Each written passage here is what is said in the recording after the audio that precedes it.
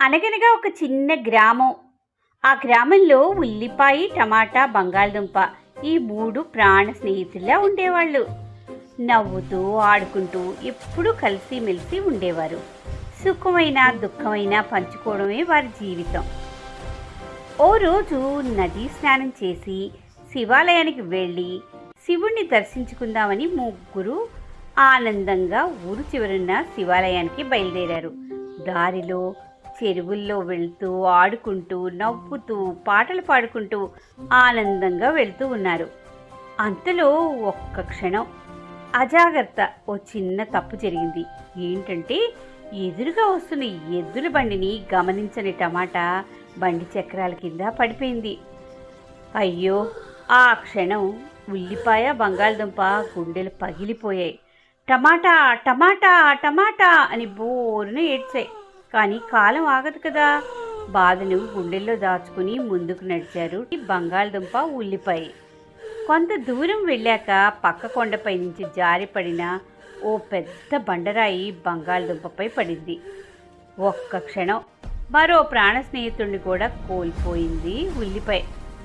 అప్పుడు ఉల్లిపాయ ఒంటరిదైపోయింది. ఎవ్వరూ లేరు, మాట్లాడేవారు లేరు. అడుగడుగునా కన్నీళ్లు మాత్రమే. ఏడుస్తూనే శివాలయానికి చేరుకుంది ఉల్లిపాయ. శివలింగం ముందు కూర్చుని తన గుండెల్లోని బాధంతా కన్నీళ్లుగా కార్చింది.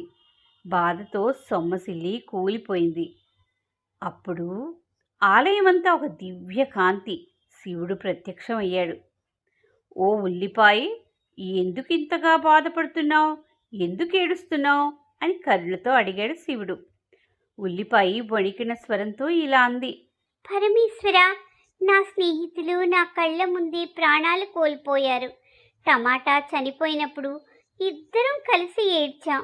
బంగాళదుంప చనిపోయినప్పుడు నేను ఒంటరిగా ఏడ్చాను. కానీ నేను చనిపోయినప్పుడు నా కోసం కన్నీరు కార్చేవారే ఎవరు ఉండరు కదా స్వామి అన్నది. ఆ మాటలకి శివుడి కన్నుల్లో కరుణ మెరిసింది. శివుడు చిరునవ్వుతో అన్నాడు. బిడ్డా, నీవు బాధపడకు. ఎవరైతే వంట కోసం నిన్ను కోసి నీ మరణానికి కారణం అవుతారో వారే నీ కోసం కన్నీరు కారుస్తారు. నీ బాధ ఇక ఎప్పటికీ ఒంటరి కాదు. ఇదే నీ వరం అన్నాడు. అంతే. అప్పట్నుంచి ఉల్లిపాయ కోసిన ప్రతిసారి మన కళ్ళ నుంచి కన్నీళ్లు కారుతూనే ఉంటాయి. ఈ కథలో నీతి ఏంటంటే, కొన్ని బాధలు మనకే కనిపిస్తాయి, కానీ వాటి అర్థం కాలమే చెప్తుంది.